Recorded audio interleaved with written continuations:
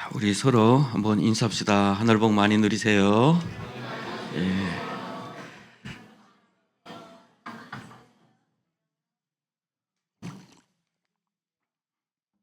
북한에 중학교 한 5학년, 6학년쯤 되면 그 국어 문학 시간에 세계 문학에 대해서 소개하는 시간이 있습니다. 그때 가르쳐 주는 것들이 있어요. 제가 기억에 남는 것은 루신의 그 중국의 루신의 작품, 그리고 톨스토이의 전쟁과 평화, 그리고 프랑스가요 그 셰익스피어, 영국이죠, 영국 셰익스피어의 작품 중에 베니스의 상인이라는 작품을 소개합니다. 여러분도 기억에 남는지 모르겠습니다. 나만 공부 잘했는지 모르겠지만은 그 베니스의 상인에 보면은 고리대업을 하는 유대인이 돈을 빌려줬는데 갚지를 못합니다. 그런데 요즘에도 뭐 영화나 그런 데 보면 신체 포기각서라는 것이 있죠. 이 갚질 못하면 내가 뭐 장기를 팔아서 갚겠습니다. 뭐 이런 것도 하는 것 같은데, 그때도 아마 그런 게 있었나 봅니다. 가슴살 1파운드를 바쳐라, 이렇게 돼 있어요. 그래서 결국은 법정에 왔습니다. 가슴살을 나는 받아야 되겠습니다. 이것은 우리의 계약이기 때문에 무조건 나는 받아야 되겠습니다 라고 하죠. 그때 아주 현명한 재판관이 그러면 계약대로 주세요. 1파운드를 주세요. 그렇지만 피 한 방울도 나오면 안 됩니다 그래요. 그러니까 이게 너무 억울하지 않느냐, 당신의 계약서에 피까지 포함한다는 소리는 없습니다 라고 해가지고 아주 야비하고 악독한 그 거리대 업자가 아주 혼나는 그런 작품으로 기억에 남아요. 통쾌하다, 막 이런 마음이 좀 들었어요.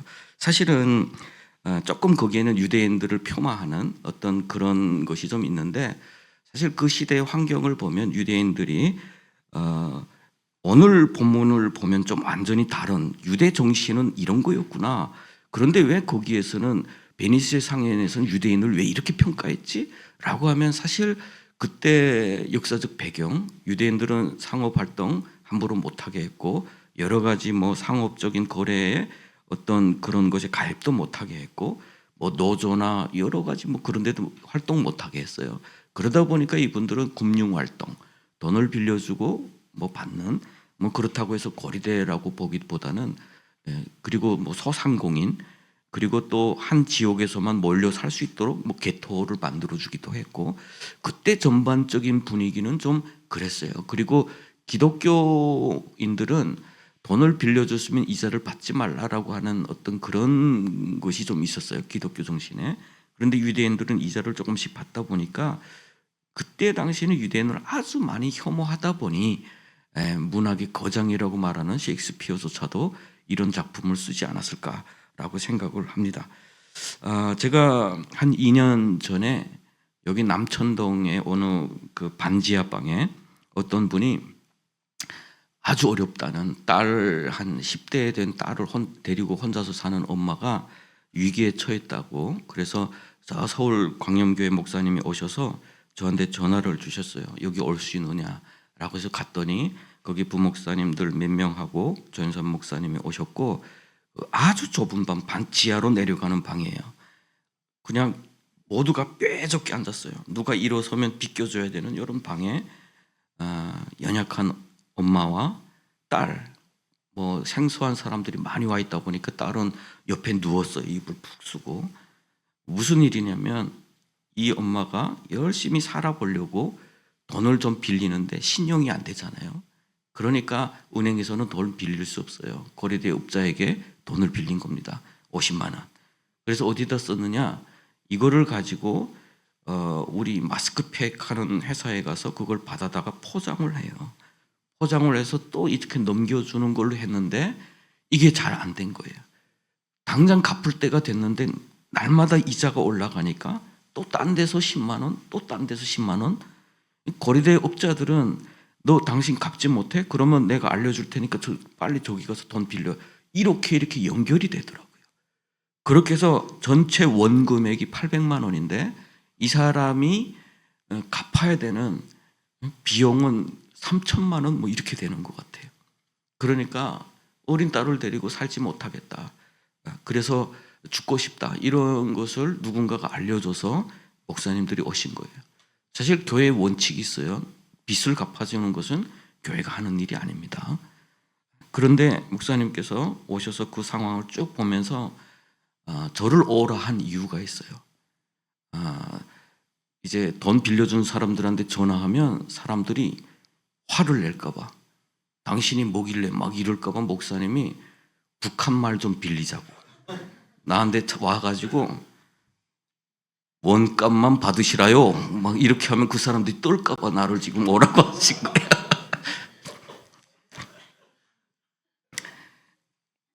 그런데 그 목사님이 직접 전화하셨어요. 그런데 이 사람들이 다 자기네가 불법 하는 거 아니까, 우리는 교회입니다. 이 사람이 정말 형편이 어렵고 우리가 와보니까 정말 위태로운데 당신들 빚 원금만 받으세요. 대부분 그렇게 하겠다고 하더라고요. 왜냐하면 더 나가면 그때부터는 불법이에요. 신고하면 이 사람들은 법적 책임을 져야 됩니다. 법이 참 중요하고 좋은 거죠. 그래서 해결을 다 했는데 마음이 그때 참 안타까웠어요. 살려고 발버둥 치는 세상에서 어떤 사람들은 점점 수렁에 빠지는 이런 것이 과연 옳은가라는 그런 생각이에요. 그렇죠. 우리 가운데는 정말 뜻하지 않게 여러 가지 이유로 인해서 가난에 빠져서 그것에서 헤어나오고자 발버둥 치는 사람들이 참 많이 있죠. 그런데 그들에게 도움이 되지 못할 망정 그들은 더욱더 어려운 가운데 빠지는, 이 세상의 모든 은행과 그 모든 금융기관은 돈은 참 많지만 이 사람이 갚을 능력이 있는지 없는지를 먼저 따지는 세상 가운데서 정말 연약한 사람들은 과연 어떻게 살 것인가라고 하는 거예요. 이렇게 부유하지만 이 부유한 가운데서 이렇게 연약한 사람들은 과연 어떻게 하는가라는 그런 마음이 들었습니다. 그런데 제가 오늘 본문 말씀을 묵상하면서 너무 은혜를 받았어요. 우리 하나님이 이렇게 우리에게 정말 이런 말씀을 하셨구나라고.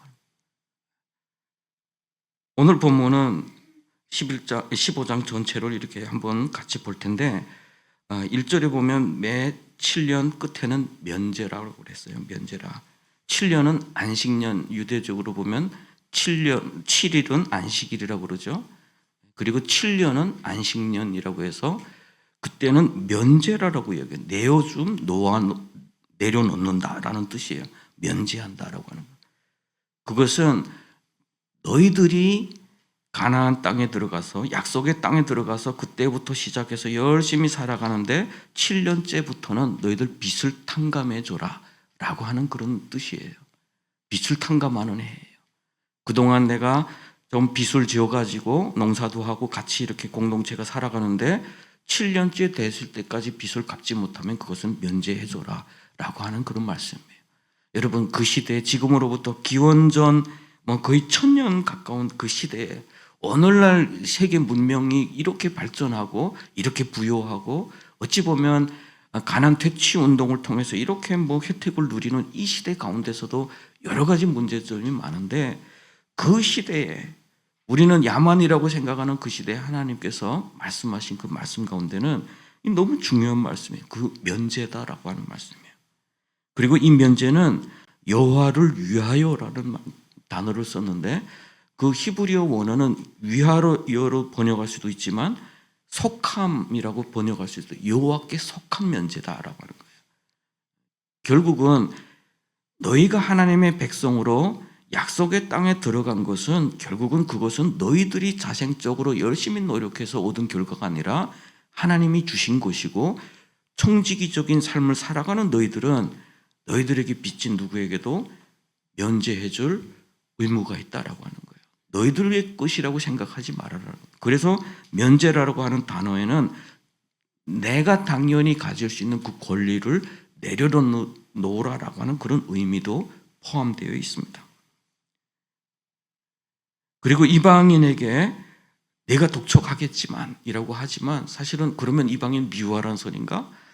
이런 뜻이지만 사실은 우리 인간의 마음이 그런 거 있어요. 가장 가까운 사람에게 잘 못하는 경우가 있습니다. 내 형제에게 못하고 내 부모에게 못하고 나의 보이는 공동체에게 잘 못하는 경우들이 좀 있어요. 한 번 본 사람에게는 내가 혜택을 베풀 수 있지만 뭐 조금 도움을 줄 수 있지만 늘 가까이에 있는 사람 참 어려운데 여러 가지 이유로 인해서 개인적인 생각, 감정, 뭐 여러 가지 관계 뭐 이것 때문에 못하는 경우가 있다라고 하는 거예요. 그래서 하나님은 먼저 내 형제에게라고 하는 말씀을 신약에도 말씀하시죠. 내 형제 그리고 네 가족에게 잘못하면 결국은 믿음이 없는 자보다 더하다 말씀하셨고 너희들이 뭐 돕되 먼저 믿음의 가족들에게 먼저 도우라라는 그런 말씀들을 사실은 말씀 많이 하시는 거예요.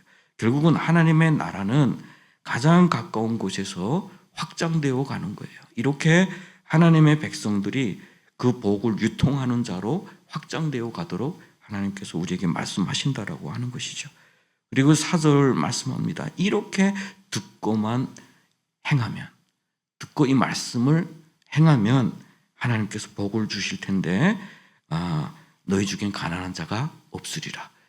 가난한 자가 없는 것은 어찌 보면 하나님의 나라의 비전이에요. 하나님의 비전이에요.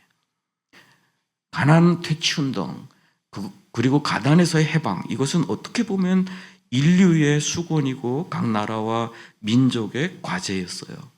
그래서 어떤 나라는 그것을 좀 성공하기도 했고 어떤 나라는 실패하기도 했습니다. 어떤 이념은 그곳에서 결국은 가난을 통해서 이것을 회복하겠다라고 사실은 시작됐지만 더 가난해지고 더 비참해지고 더 많은 사람들이 굶어 죽었어요.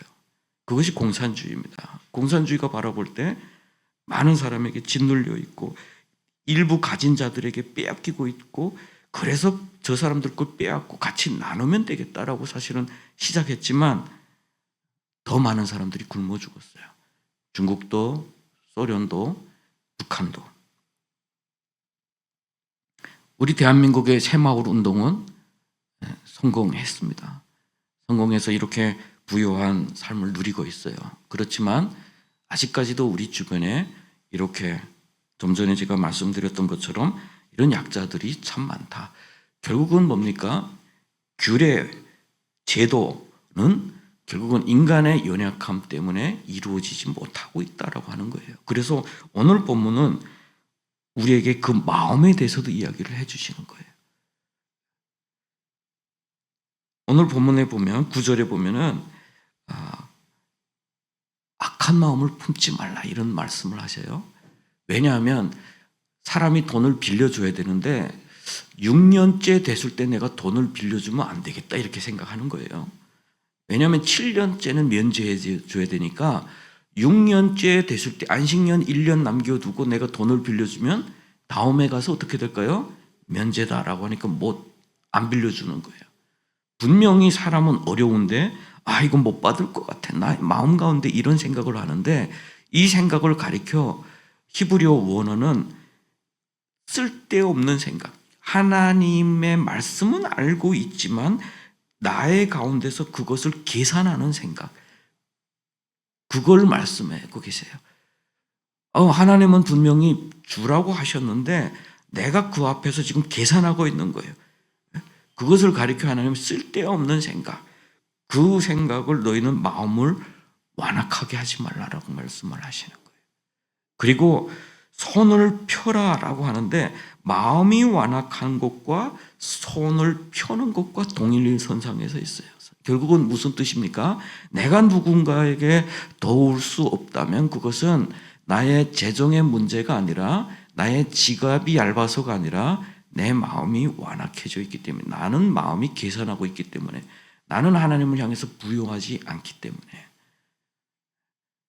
내 영혼이 결핍하기 때문에 누구를 향해서 도움을 줄 수 없다라고 하는 것을 말씀하는 거예요. 사실 이러한 것은 오늘날 제도는 분명히 있지만 그것이 왜 이 사회 가운데서 이렇게 많은 약자들이 있느냐라고 하는 문제를 우리는 돌이켜 봐야 되는 거예요. 결국은 우리 마음 가운데 결핍, 우리 영혼이 하나님 앞에서 부여하지 못해서 이루어지는 그러한 일들을 보게 되는 겁니다. 자, 그러면 여기서 가난이라고 하는 단어가 있어요. 가난한 자가 없으리라라고 하는 말씀 가운데서 여러분은 어떻게 처음에 기대를 하셨는지 모르겠어요. 아, 나 가난한데 언젠가 하나님이 로또를 주시려나? 또는 어느 날 하나님이 나를 좀 잘 살게 하시려나? 이런 뜻으로 받아들일 수도 있지 모르겠는데, 제가 이 가난을 쭉 살펴봤어요. 우리 여기에 나오는 가난은 에비연이라는 단어예요. 이것은 극빈이라는 단어예요. 극빈. 프랑스의 그 작가가 빅토르 위그라는 사람이 비참한 세계라는 책을 썼어요. 제가 중국에 있다 보니까 그것을 한글로 못 읽고 중국어로 이렇게 읽었었는데, 거기에 그런 구절이 있어요. 핀충 부수주의라고. 빈곤은 죄가 아니다. 스핀주의라고. 그러니까 적빈이라고 하는, 우리는 극빈이라고 하는 거. 그건 무슨 뜻이냐면 우리는 가난할 수 있다. 오늘 성경에도 그래. 가난한 자들은 너희 옆에 항상 있을 것이다. 가난은 어찌 보면 비교적으로 상대적으로 누구보다 조금 가진 자보다 가난한 자는 있을 수 있어요. 성경에는 그런 가난도 이야기를 하고 있어요. 그렇지만 이 극빈, 에비연이라고 하는 단어는 누구의 손길이 닿지 않으면 안 되는 그 상태, 누구의 손길이 닿지 않으면 위태로운 그 사람을 가리켜. 그 상태를 에비연이라고 하는 거예요. 여러분, 그러면 우리는 어떤 상태이죠? 부자보다는 조금 못한 상태. 그런 통계가 있어요. 모든 사람에게 당신의 지금 받고 있는 월급에 만족하십니까? 라고 할 때 모든 사람들이 100만 원 월급 받는 사람에서 억대 연봉을 받는 사람들이 조금만 더 받았으면 좋겠다라고 한답니다. 모든 사람은 결국은 만족이 없다는 거죠. 결국은 자신들은 어찌 보면 누구보다는 가난하다고 생각할 수는 있어요. 성경은 그런 가난도 이야기를 하고 있습니다. 그런데 오늘 본문의 그 가난은 빈곤, 누군가 돕지 않으면 죽을 수밖에 없는 상태. 그건 죄다. 무슨 죄냐? 사회적 죄고 이 구조적 죄다. 우리 북한에서 그렇게 많은 사람들이 굶어 죽었어요. 저는 처음에는 그런 생각을 했습니다. 식량이 없으니까, 배급을 주지 않으니까, 우리가 좋은 친척 없고 우리가 좀 힘이 없으니까, 여러 가지 그런 생각들을 사실은 했어요. 그런데 사실은 북한에 그 당시에 식량이 없었던 건 아니에요. 정말 많은 사람들이 감추어두고 쌓아두었기 때문인 거죠.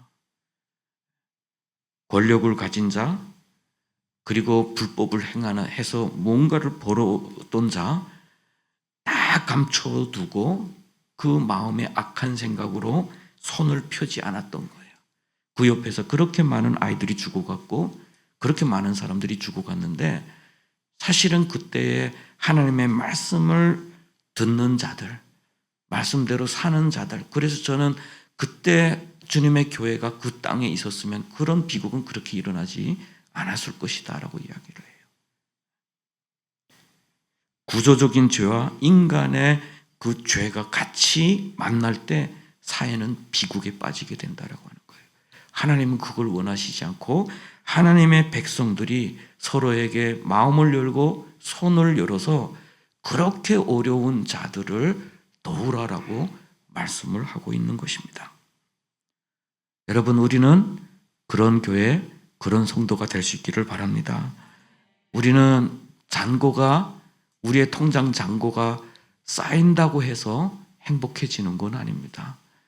어찌 보면 7년 끝은 면제라, 그리고 이것은 여호와께 속한 것이다 라고 하는 것은 결국은 그것 앞에서 우리의 영혼이 누구를 섬기느냐라고 하는 것을 결정되기도 하는 거예요. 결국은 재정적인 어떤 제도가 아니라 하나님 앞에서 우리에게 영성 훈련을 말씀하시는 것일 수도 있어요. 결국은 우리가 그곳에 집중할 때, 우리가 쌓아두는 것에 집중하고, 우리가 먹는 것에 집중하고, 우리가 확장하는 것을 집중하고, 우리가 남보다 더 좋은 것에 집중할 때 누군가는 죽어가게 되고 결국은 하나님 보실 때 그 사람은 악한 사람이 되고 그렇게 모여있는 공동체는 하나님이 혐오하는 공동체가 된다라고 하는 것입니다. 그래서 우리는 누군가를 향해서 마음이 저 사람을 도울까 말까라고 생각할 때 나의 재정 상태가 아니라 나의 마음에 물어보시기를 바랍니다. 너는 하나님께 순종하고 있느냐? 너는 이 소유가 하나님의 것이라고 생각하고 있느냐? 아니면 내 것이라고 생각하느냐라고. 지금 이 시대에 그러면 에비연에 속한 그런 사람들은 과연 누굴까라고 하는 거예요. 제가 이 말씀을 묵상을 하면서 하나님께서 저한테 주셨던 마음이 있어요. 저는 결과론적으로 알고 있는 것이 있었어요. 하나님이 북한 사역을 하는 사람들을 사랑하신다. 하나님이 북한 사역을 돕는 그런 교회나 그런 사람들을 기뻐하신다. 결과적으로. 왜냐하면 그 사람들이 그렇게 일하면서 하나님으로부터 받는 은혜, 그 기쁨, 그래서 지금까지 한국교회가 포기하지 않고 하고 있는 그런 일들이 있어요. 그런데 오늘 본문을 보면서 제가 이것이 하나님의 비전이었구나.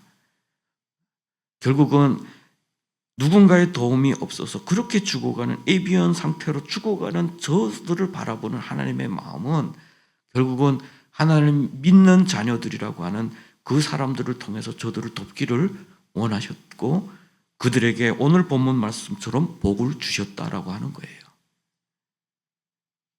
구출 받아야 하는 사람들, 우리의 손길이 닿지 않으면 도무지 그들은 도움을 어디서 구할 수도 없고 그런 비참한 상태에서 정말 허우적거리는 그런 사람들.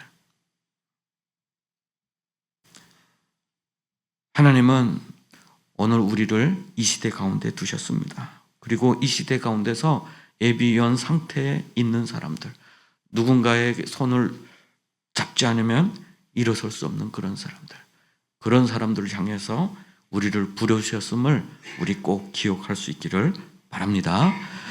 그리고 중요한 것이 있어요.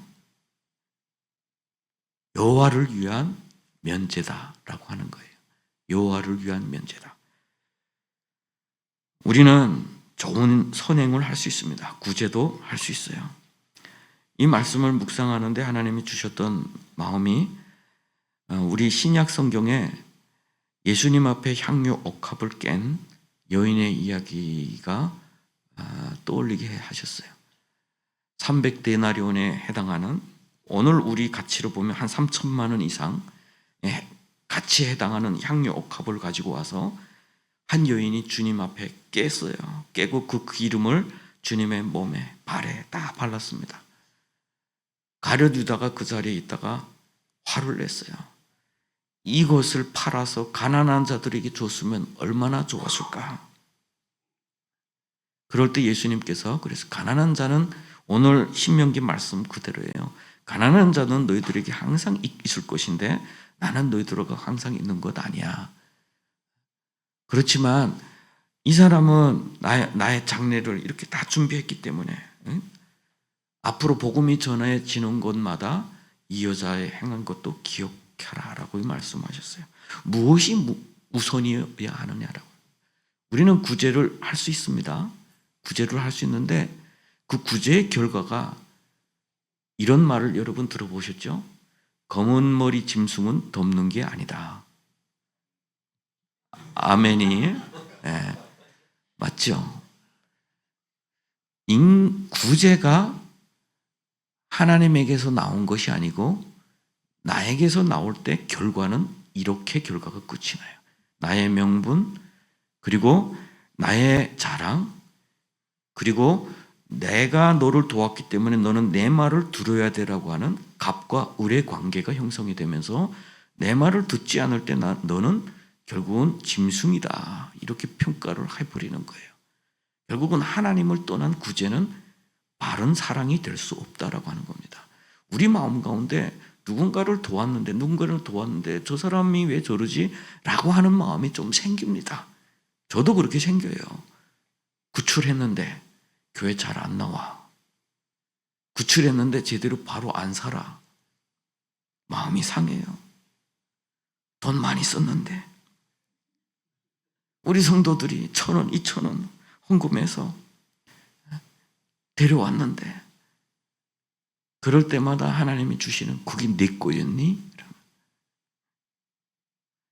왜 예수님께서 그 가난한 자들에게 주지 않고 자기에게 깬 그 향료옥합을 보면서 이 여인이 잘했다라고 평가하셨느냐? 결국은 하나님을 향한 예배가 없는 구제는 바른 구제가 될 수 없다라고 하는. 결국은 우리는 단순히 복의 유통자가 돼야지, 통로가 돼야지, 그 복의 주관자가 되거나 결국은 그것으로 남을 살린다라고 하는 어떤 위치에, 하나님의 위치에 우리가 설 수 있는 위험성을 가지고 있고, 그렇게 서면 받는 자도 돕는 자도 아무런 도움이 없게 된다라고 하는 거예요. 우리 예수님을 한번 생각해 볼까요? 높으신 하나님, 모든 것을 가지신 하나님. 그렇지만 우리를 위해서 낮아지시고 가난해 주셨던 하나님. 십자가상에서 우리의 모든 죄를, 우리의 모든 빚을 대신 지시고 그것을 면제해 주신 하나님. 우리 예수님께서 이 땅에 오셔서 처음에 선포하신 말씀이 회복이었거든요. 회복, 회년을 선포하셨거든요. 면제해 줄 거야. 너희들의 모든 죄, 너희들의 모든 빚을 다 면제해 줄 거야. 자기의 피로 자기의 그 모든 위치로 다 내려놓고 예수님께서 지시고 올라가셨던 그 길은 단순히 그 십자가가 아니에요. 우리의 지옥이었어요. 우리의 지옥을 지고 올라가셨던 거예요. 우리에게 자유를 주기 위해서, 새로운 삶을 살도록 하기 위해서 그렇습니다. 그러면서 우리에게 하신 말씀이 있어요. 비유로. 누가복음 7장에는 그것을 이 향료옥합 깬 사건 뒤에 바로 연결이 돼요. 내가 10,000달란트를 빚진 자, 감옥에 가뒀다가 갚을 능력도 없어. 애비연 상태야. 주인이 풀어줬습니다. 아유, 너 갚을 수도 없으니까 면제야. 풀어줬어요. 그런데 이 사람이 나가는 순간 자기에게 100데나리온을 빚진 사람, 결국은 10억 빚진 사람을 면제해줬는데 이 사람이 나가자마자 자기에게 100만 원 빚진 사람 목을 잡습니다. 너 왜 안 갚아? 그리고 이 사람을 감옥에 집어넣어요. 이 사람을 어떻게 하겠냐? 라고 우리 예수님이 질문을 하셨어요. 우리에게 질문하신 겁니다. 우리에게 영원한 멸망의 지옥에서 우리를 구원해 주셨는데 너는 내 형제의 작은 실수 하나 용서해 주지 못하고 있느냐? 라고 질문하신 거예요. 너 형제의, 너 이웃의 작은 어려움 하나 도와주지 못하고 있느냐라고 질문하신 거예요. 여러분, 우리는 계산할 수 있어요. 이거 해야 됩니까? 말아야 됩니까? 이것이 나에게 유익이 됩니까? 아닙니까? 우리는 이 자본주의 세상 가운데서 계산기가 우리의 머릿속에, 우리 핸드폰에, 우리의 모든 곳에 다 깔려 있어요. 그런데 하나님 앞에서 그 계산기를 자꾸 꺼내지 마세요. 계산기를 꺼내면 하나님은 그것을 마음이 완악하다라고 평가하시는 거예요. 그래서 우리는 하나님을 향한 예배, 결국은 누군가를 돕는 것은 하나님을 향한 예배에서 흘러나온 것이 되어야 된다라고 하는 거예요. 하나님을 먼저 예배하는 자, 하나님을 기뻐하는 자, 하나님 앞에서 참된 자유를 누릴 줄 아는 자만이 참된 선행을 베풀 수 있는 자가 된다라고 하는 거예요. 그래서 여러분, 교회 잘 나오시고 주님 잘 믿으시기를 바랍니다. 예, 잘 믿으셔야 돼요. 그래야 누군가를 참으로 도울 수 있습니다. 참으로. 제가 어제 우리 형제들을, 우리 자매들하고 이야기를 하다 보니까 와, 우리 형제들 자매들 경력이 다들 대단하더만요. 그 뭐죠? 카페? 춤추는 데가 뭐라 그래요? 그거? 예? 클럽. 클럽에 대해서 어제 정보를 알았어요, 제가. 조금 가고 싶어서 돈 좀 모아달라고 그랬어요. 좀 너희들 좀 돈 좀 모아줘. 나 한번 가보게 했더니 저는 문 앞에서 거절당한답니다. 나이가 먹어서. 거기도 경험한 사람, 도박도 경험한 사람, 경험한 사람 정말 많았어요. 그러면서 제가 하나님께 감사했어요. 그래도 하나님이 붙잡아 주셔서 우리 이렇게 있구나. 그런데 그것은 여러분 지나온 시간은 아픔이 아니라 어떻게 보면 지금 그 가운데 빠져 있는 사람을 향한, 그렇게 나오지 못하는 그 애비연 상태에 있는 사람을 향한 여러분들의 도움이 필요하다는 뜻이기도 해요. 그래서 우리가 할 일이 정말 많습니다. 우리 시대에는 정말 누군가 도와주지 않으면 경제적인 뿐만 아니라 우리 감정적으로 억압의 상태에서 정말 헤어나오지 못하는 그런 사람들이 얼마나 많은지 몰라요. 그런 사람들을 위해서 여러분들 먼저 여러분들에게 복을 주셨고 여러분들을 불러주신 줄 믿습니다. 그러면 여러분들 이제는 손을 펴야 돼요. 마음을 열어야 돼요. 그리고 하나님의 복이 그들에게 흘러가도록 우리는 끊임없이 하늘의 복의 유통자들이 되어야 됩니다. 그러면 하나님께서 우리 손에 하는 일에 복을 주시겠다고 그랬어요. 너의 손에 닿는 것에 복을 주시겠다. 여러분 그런 복을 누릴 수 있는 저 여러분 되시기를 바랍니다. 그럴 때 우리는 행복하게 살 수 있어요. 이 땅에서 잠깐 왔다가 가는 이 낙원의 삶을 행복하고 의미 있고 하나님과 동행하면서 그 순간은 너무 행복합니다. 얼마 전에 또 우리 교회 형제들과 또 여러분들이 같이 기도에 수고하셔서 3명 안전하게 어제 도착했어요.